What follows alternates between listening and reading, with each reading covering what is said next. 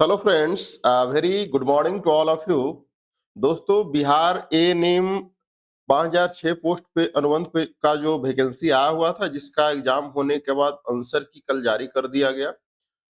उसके बाद मैंने एक्सपेक्टेड कट ऑफ जब आंसर की का स्कोर, रियल स्कोर जब आया था आंसर की आने के बाद, वो रियल स्कोर था।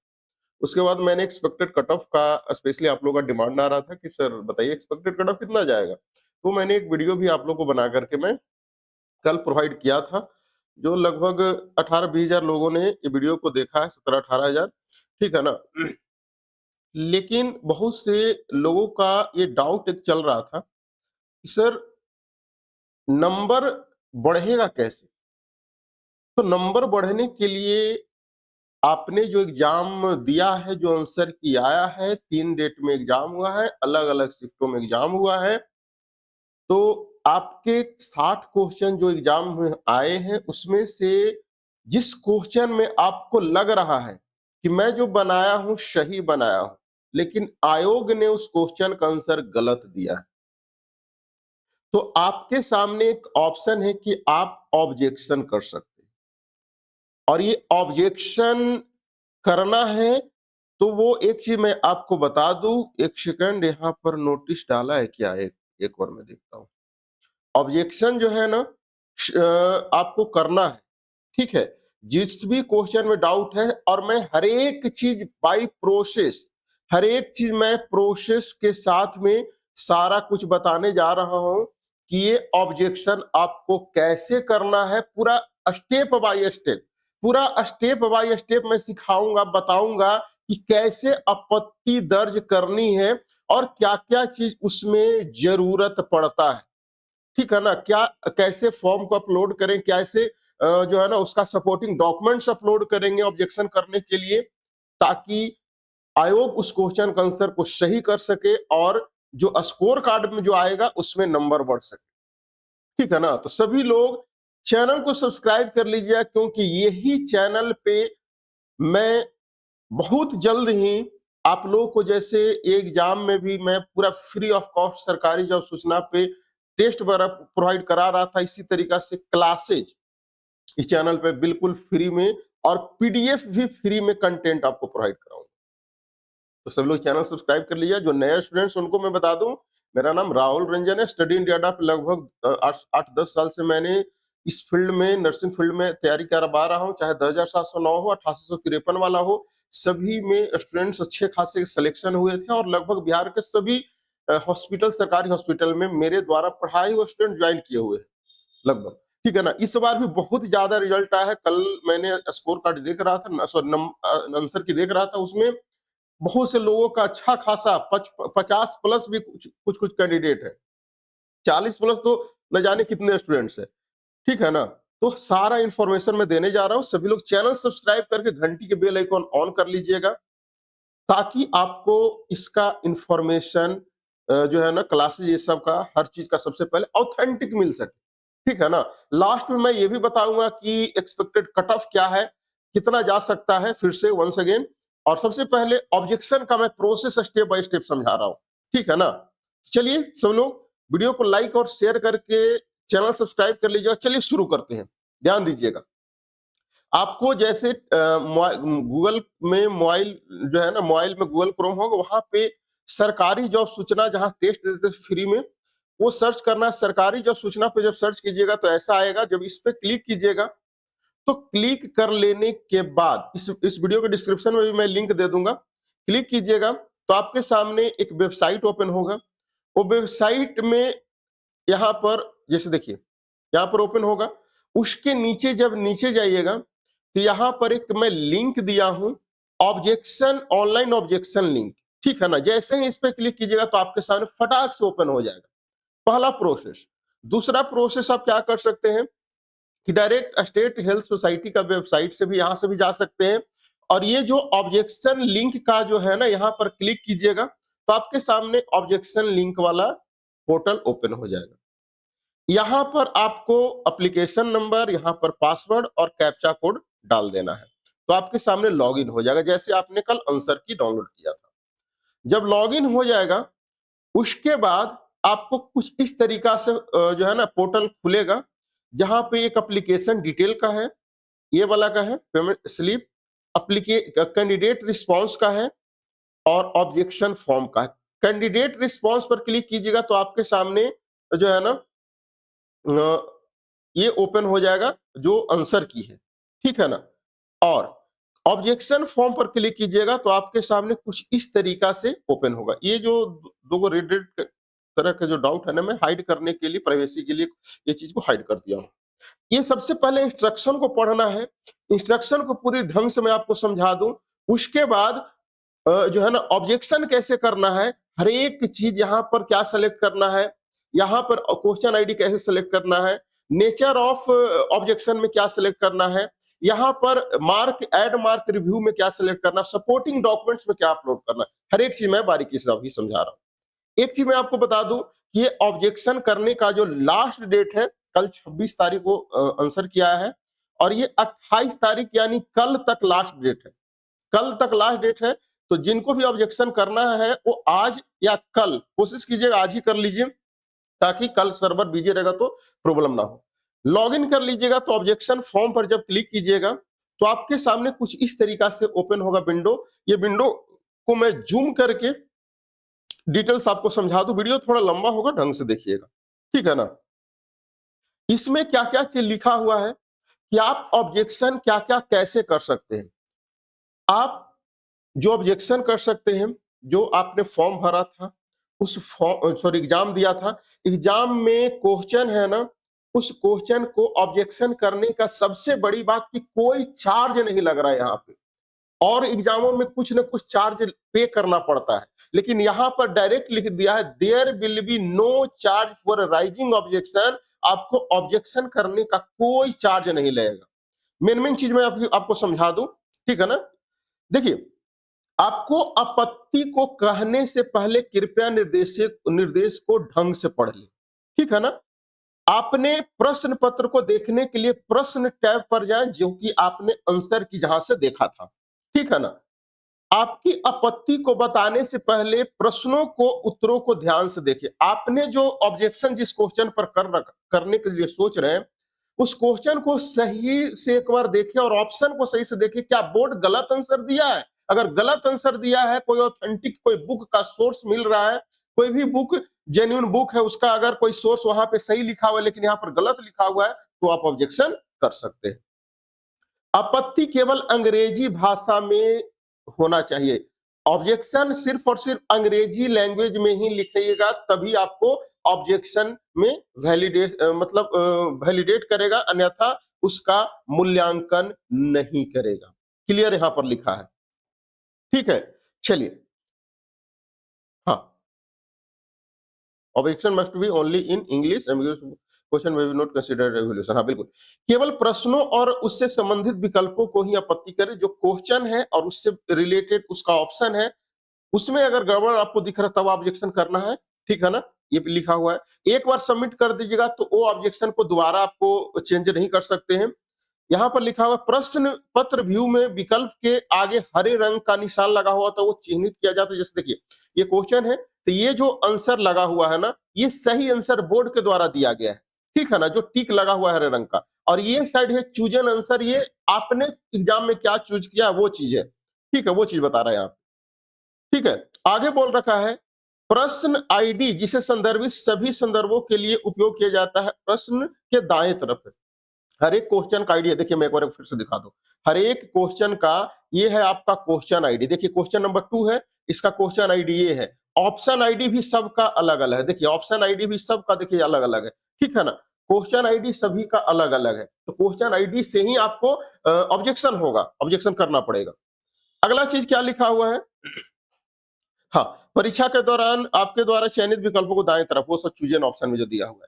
टिप्पणी की कॉलम में अपनी आपत्ति के कारण की स्पष्टता से लिखें।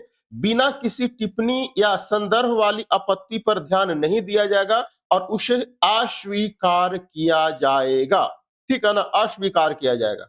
आपत्ति मतलब टिप्पणी कहने का मतलब यहाँ पे मैं आपको समझा दूं। जैसे देखिए, अभी मैं बता रहा हूं, ठीक है ना। चलिए अभी मैं बता रहा हूं। ठीक है, टिप्पणी ऑब्जेक्शन वाला बात कर रहा है, वो मैं समझाऊंगा अभी। टिप्पणी की क्या बात कर, टिप्पणी मतलब जो क्वेश्चन ऑब्जेक्शन कर रहे हैं उसके बारे में आपको क्या लगता है, आप अपना तथ्य लिखिए। ठीक है ना, कोशिश कीजिए इंग्लिश में लिखने के लिए, क्योंकि यहाँ पर लिख दिया क्लियर। ठीक है ना, कैसे लिखना वो अभी मैं बताऊंगा। आपत्ति सबमिट करने से पहले उम्मीदवारों को जो है ना, उम्मीदवारों को समर्थन दस्तावेज और डॉक्यूमेंट्स अपलोड कीजिएगा, वो एक बार कंफर्म कर ले कि वही क्वेश्चन के रिगार्डिंग सही आंसर है या नहीं है। ठीक है ना, मैक्सिमम जो डॉक्यूमेंट्स अपलोड करना है वो 400 केबी तक होना चाहिए, या पीडीएफ में अपलोड कर सकते हैं, या पेज इमेज में अपलोड कर सकते हैं, जेपीईजी फॉर्मेट या जेपीईजी फॉर्मेट इमेज वाला होता है उसमें अपलोड कर सकते हैं। अगला चीज दिया हुआ कि एक प्रश्न पत्र के लिए अधिकतम से अधिकतम 3 डॉक्यूमेंट्स को अपलोड किया जाना चाहिए। अधिकतम से अधिकतम 3 डॉक्यूमेंट्स को अपलोड किया जाएगा, इससे ज्यादा नहीं अपलोड कर सकते हैं। ठीक है ना, अधिकतम मैक्सिमम 3 ही डॉक्यूमेंट्स एक क्वेश्चन के लिए अपलोड कर सकते हैं। उत्तर अंतिम उत्तर कुंजी पर आधारित है। अब आपत्ति अवंधन के बाद अंतिम उत्तर कुंजी में उत्तर बदल सकता है, मूल्यांकन अंतिम उत्तर कुंजी पर किया जाएगा। मतलब कहने का मतलब ये, जो ऑब्जेक्शन कीजिएगा उसके बाद आयोग को लगेगा कि हाँ, ये क्वेश्चन का आंसर बिल्कुल आयोग गलत दिया है, तो उसमें सुधार किया जाएगा, और वही जो सुधार किया हुआ जाएगा ना, वही सब जो फाइनल आंसर की तैयार होगा उसके अनुसार स्कोर कार्ड फाइनल जो है ना जारी किया जाएगा। ठीक है ना, ये चीज इंस्ट्रक्शन में दिया हुआ है, इसको थोड़ा अब मैं जूम इन कर दूं। चलिए, जब यहां पर जब आया, जब जैसे ये चीज क्लिक कीजिएगा ऑब्जेक्शन पे तो ऐसे ओपन होगा। इंस्ट्रक्शन पढ़ने के बाद एक क्लोज कर दीजिएगा। जब क्लोज कीजिएगा, एक सेकंड, ठीक है, जब यहां पर क्लिक कीजिएगा ऑब्जेक्शन पे, तो ये फॉर्म इंस्ट्रक्शन आएगा जो मैंने अभी आपको समझा दिया, एक बार पढ़ लीजिएगा। जब ये क्लोज कीजिएगा तो कुछ इस तरीका से ओपन होगा। यहाँ पे भी कुछ इंस्ट्रक्शन यहाँ पर दे रखा है। Candidate can ensure the question ID सही से चेक कर लेना है। क्वेश्चन जिस क्वेश्चन का, हर एक क्वेश्चन का अलग अलग आईडी है, क्वेश्चन आईडी। उसके बाद वो जो है हर चीज को आपको सबमिट करने से पहले आपको क्या है, submit button after making payment to submit the objection successfully. After making payment का तो ऑप्शन नहीं लिखा हुआ है भाई। यहाँ इंस्ट्रक्शन में क्लियर लिखा हुआ है कि आपको ओ ओ ओ हाँ, स्पष्ट लिखें, और यहाँ पर देखिए क्लियर लिखा हुआ है। कहाँ पे था,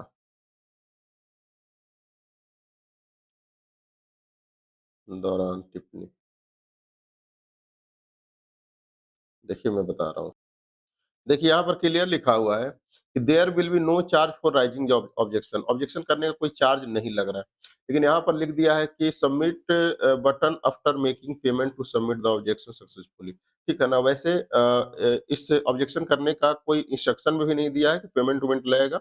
मैं एक बार करके नहीं देखा हूँ, लेकिन हाँ, यहाँ पर जैसे इंस्ट्रक्शन में दिया हुआ कि नहीं लगेगा, यहाँ पर पता नहीं क्यों लिख दिया है। ठीक है ना, तो पेमेंट नहीं लगना चाहिए। ठीक है ना, एक बार कीजिएगा तो आपको पता चल जाएगा, लेकिन जैसा इंस्ट्रक्शन में दिया हुआ पेमेंट यहाँ पर ऑब्जेक्शन करने का नहीं लग रहा है। ठीक है ना, इंस्ट्रक्शन में यहाँ पे क्लियर लिख दिया, there will be no charge for raising objection. यहाँ पे पता नहीं क्यों ऐसा लिख दिया है।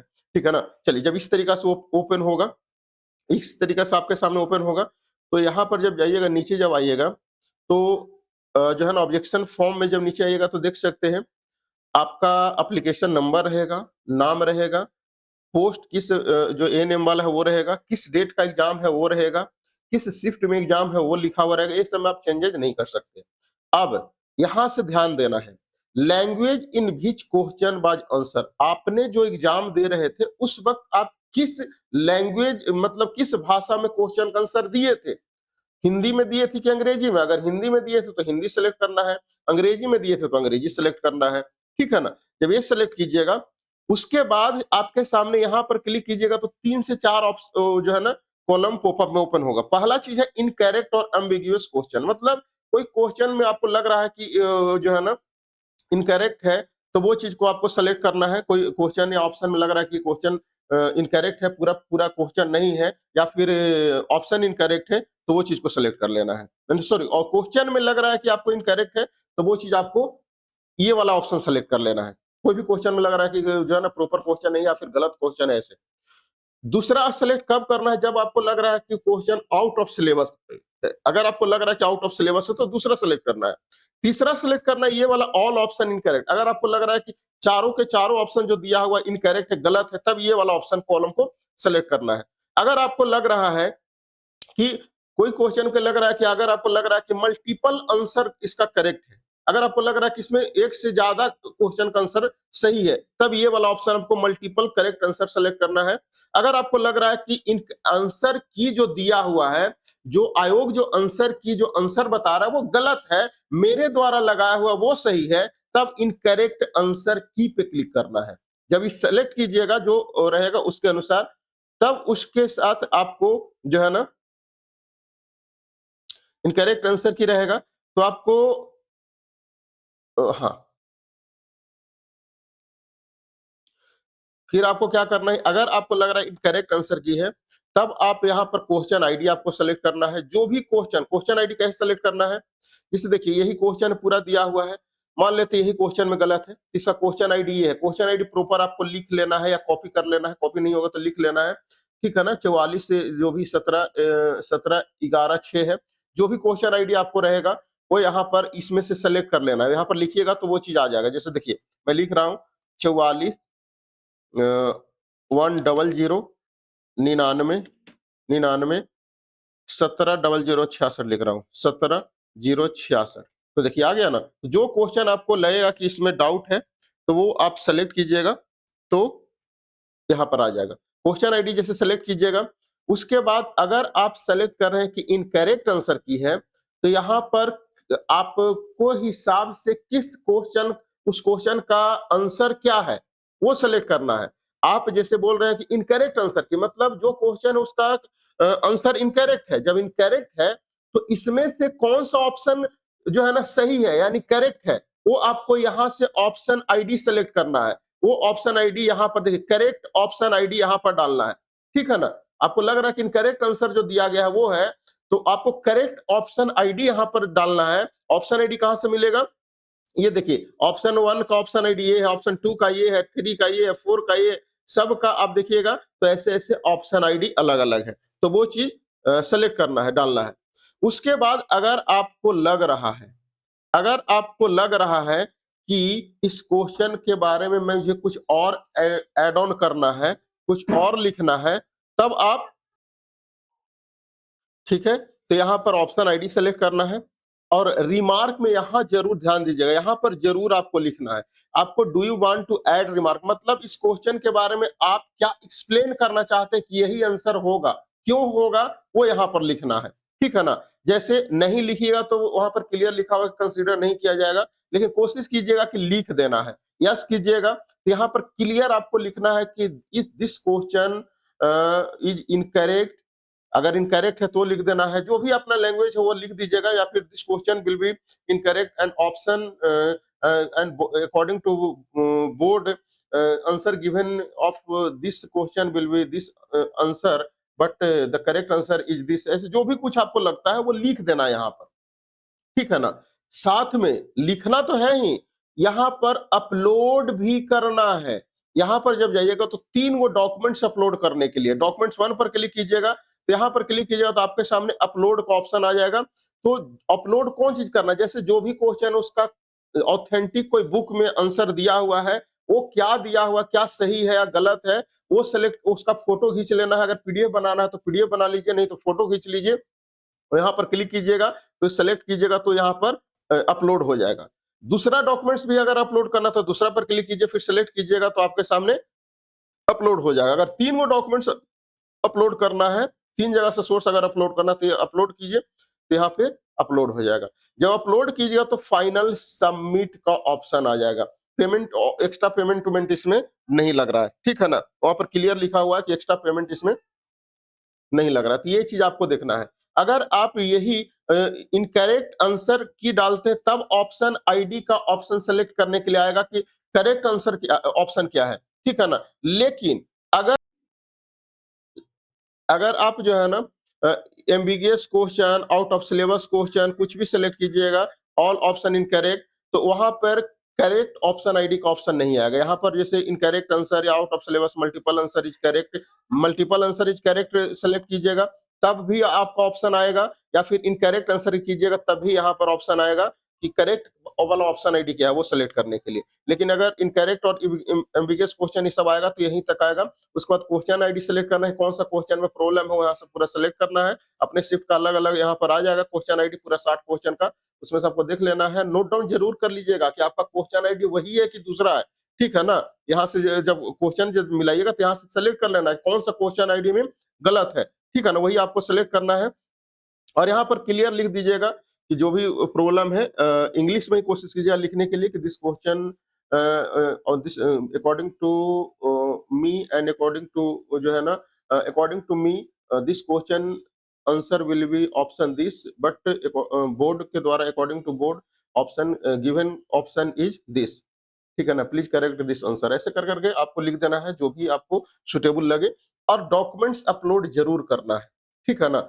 यहाँ पर एक्सप्लेन अच्छे से करना है और डॉक्यूमेंट्स अपलोड जरूर करना है अकॉर्डिंग जो भी प्रॉब्लम रहेगा उसके अनुसार से यहाँ पर जो है ना एक्सप्लेन करना है, डॉक्यूमेंट्स अपलोड करना है, तभी ये वैलिड पूरी तरीका से जो है ना क्या माना जाएगा, ऑब्जेक्शन माना जाएगा, ठीक है ना? वीडियो थोड़ा लंबा हो गया हर एक चीज एक्सप्लेन करने में, ठीक है ना? तो ऐसे ही ऑब्जेक्शन करना है जिनको लगता है कि कोई भी क्वेश्चन में डाउट है कहीं पे भी कोई भी क्वेश्चन में तो ऑब्जेक्शन जरूर कीजिए, ठीक है ना? क्योंकि ऑब्जेक्शन करने का यहाँ पर कोई चार्ज नहीं लग रहा है, ठीक है?